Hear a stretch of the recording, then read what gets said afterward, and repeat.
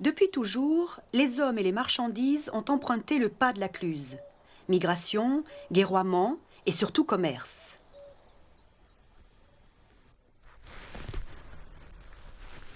L'abbé de Saint-Claude, qui possédait ce fief, le donna en 1225 à mon père, Amédée de Gex, en échange de celui de Divonne. Mon père y fit bâtir une maison forte pour protéger l'église et le village, mais aussi pour conforter le péage qui était installé en ce lieu. En 1234, il s'allia à Pierre, comte de Savoie, en lui prêtant hommage.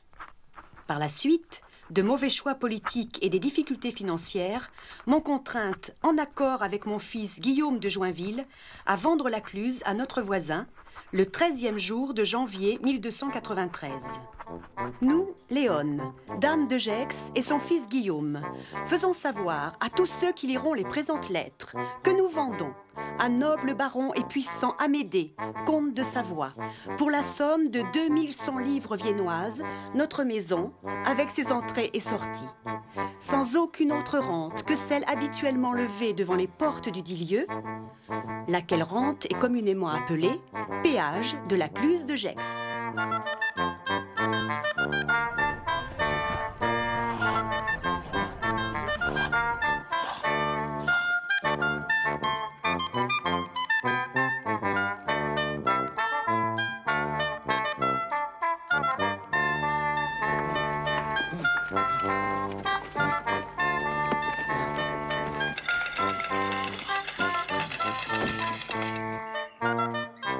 Au début de ce XVIe siècle, le duc de Savoie s'oppose aux Genevois et veut amoindrir leur liberté. Dans le même temps, les Genevois se rapprochent des Suisses, principaux clients de leur foire. En 1535, Genève se révolte contre la Savoie et passe à la Réforme. Les Bernois, pour venir à l'aide de la ville, envahissent les régions riveraines du lac Léman.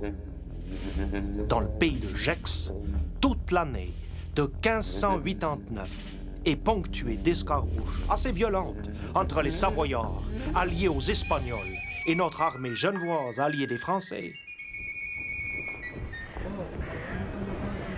Le siège de la Cluse débute le 16 avril 1590.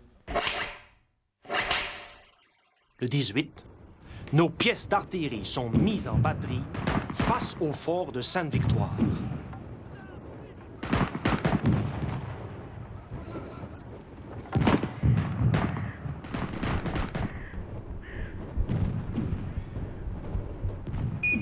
Le dimanche 19, jour de Pâques, on bat les meurtrières et la forteresse de la Cluse, laquelle est toute renversée, et le Ravelin gagné des nôtres.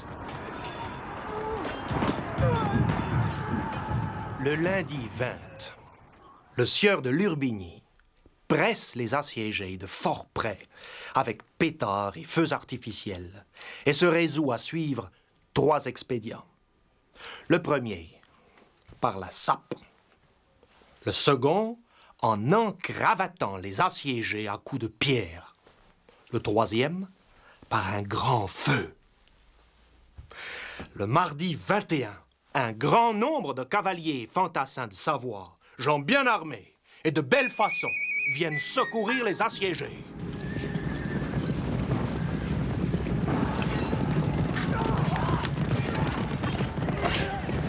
Moi, nos piétons et notre cavalerie arquebusent de telle vigueur qu'ils mettent l'ennemi en fuite, en tuent grand nombre et abattent force chevaux. Alors, nul secours n'apparaissant aux assiégés savoyards, ils sortent de la place, au nombre de 29, et quelques 3 ou 4 femmes avec un prêtre, et ils se rendent, tel que je l'atteste. Moi, Simon Goulard, pasteur genevois. Après force accrochage et tractation, le traité de Lyon, en 1601, met fin à la guerre et donne à la France le bailliage de Gex et la forteresse de la Cluse. À présent, le fort garde la frontière du royaume de France face à la Savoie.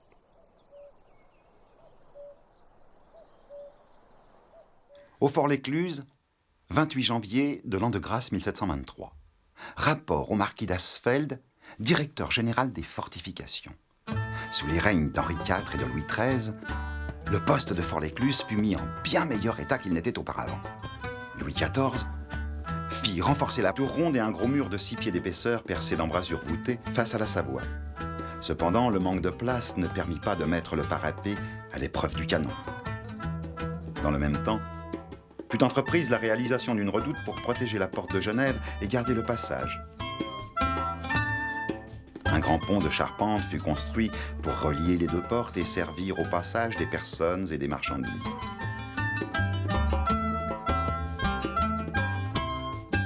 Les murs exposés aux tirs d'artillerie ont 8 pieds d'épais et les fossés sont taillés dans le roc.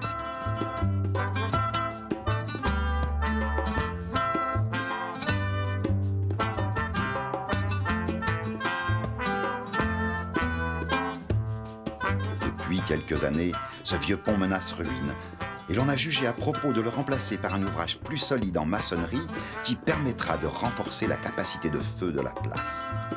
Monsieur de Biancolelli en a dressé les plans en 1720 et les travaux devraient se terminer sous peu.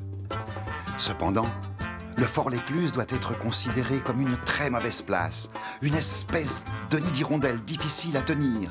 Il peut être écrasé par le haut et quelques coups de canon suffiraient pour embraser les vieux bâtiments. Votre très honoré serviteur, de Candeau, ingénieur du roi. Nous sommes arrivés au fort un soir de juillet 1743, fatigués d'une longue journée de marche. Notre capitaine, M. Dodo, c'est un brave homme, mais strict sur la discipline. Cela faisait bien longtemps que je n'avais revu Longeray, le pays de mon enfance. Les bâtiments du fort n'ont pas changé et les hivers sont toujours aussi froids et pluvieux. Mais c'est encore plus la bise qui transit les eaux. Ma jambe estropiée me fait de nouveau souffrir. Nous sommes environ 70 invalides à garder le Fort-l'Écluse. Mes compagnons célibataires vivent en garnison dans des chambres mal chauffées et dorment sur des lits en bois. Un râtelier d'armes pour nos fusils, une grande table et 2 bancs. Voilà l'essentiel du mobilier. Heureusement pour moi, je suis logé au Lavou avec les invalides mariés. Les familles des officiers y vivent aussi et les jeux des enfants égayent nos murs. La vie au fort est tout à fait tranquille. Il y a les exercices militaires et, à tour de rôle, une section part vers Seyssel pour surveiller la frontière avec la Savoie. Nous profitons des beaux jours pour faire nos jardins. À l'automne et en hiver, nous coupons notre bois de chauffage. Et quand nous avons un peu de temps libre, nous allons à Collonges boire une chopine avec les douaniers et les voyageurs qui s'arrêtent au relais de poste. Le 14 avril dernier, nous avons enseveli notre camarade Claude de Pin dans le petit cimetière de Notre-Dame-du-Pas. Je suis allé lui tenir compagnie une dernière fois. C'était une bien triste journée. Sous la Révolution, en 1792, la Savoie est annexée au territoire français. En 1798, les territoires de la République de Genève sont occupés pour former le département français du Léman. Le Fort-l'Écluse perd alors de son importance. Il retrouve son rôle en 1814 et subit les assauts des troupes autrichiennes qui le détruisent en grande partie en 1815. Le Fort-l'Écluse doit être reconstruit. Les travaux sont réalisés entre 1820 et 1828 sous la direction du chef de bataillon du génie Soyer. Il faut tenir le passage et se protéger des tirs de l'ennemi en face. Les premières reconstructions concernent les enceintes et les portes du fort. À l'emplacement de l'ancienne tour casematée, côté Genève, des casemates de flanc et à feu de revers assurent la couverture de la porte. Côté France, le bâtiment à 2 travées s'appuie contre les murs d'enceinte. Une tour ronde voûtée le protège. Le bâtiment central comporte 3 étages, dont 2 à l'épreuve de la bombe. Il permet de loger 5 officiers et 75 soldats. Au 2e étage, un magasin à poudre est installé à l'abri du rocher.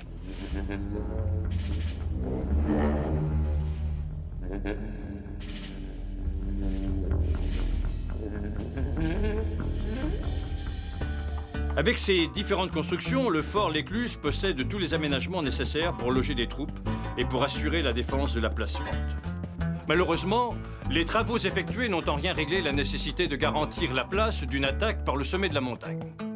Nous, Général Axo, avons donc décidé, en avril 1830, la construction d'un fort supérieur, destiné à protéger le fort du Bas et à renforcer la capacité en hommes et en puissance de feu du fort de l'Écluse. Nous avons fait dessiner plusieurs projets par le capitaine Belmas et avons supervisé les travaux débutés dès 1832. Le fort inférieur est relié au fort supérieur par un long escalier souterrain de plus de 1000 marches. À flanc de montagne, 3 batteries casematées s'échelonnent le long de la falaise et elles contiennent 12 bouches à feu de gros calibre.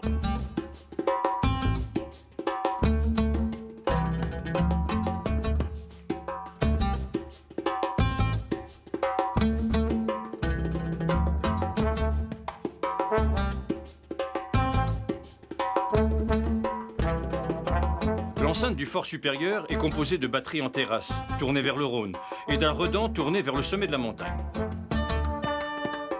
La caserne fortifiée possède un plan convexe très particulier. Elle est flanquée de 2 tourelles d'angle. Aucun point n'est dégarni de feu, et les fossés sont protégés par une casemate à feu de revers. La porte d'entrée a reçu un pont-levis à la poncelée. Les casemates d'artillerie sont distinctes des casernements, contrairement au fort inférieur. Une fois les travaux terminés, le fort L'Écluse pourra loger environ 300 hommes de troupes.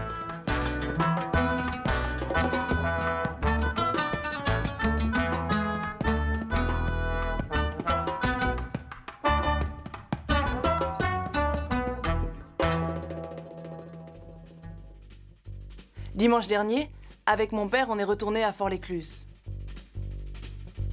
Nous avons bien eu de la peine à voir la place abandonnée et déjà tout envahi de mauvaises herbes et de ronces. Nous y avons tant de souvenirs tous les deux.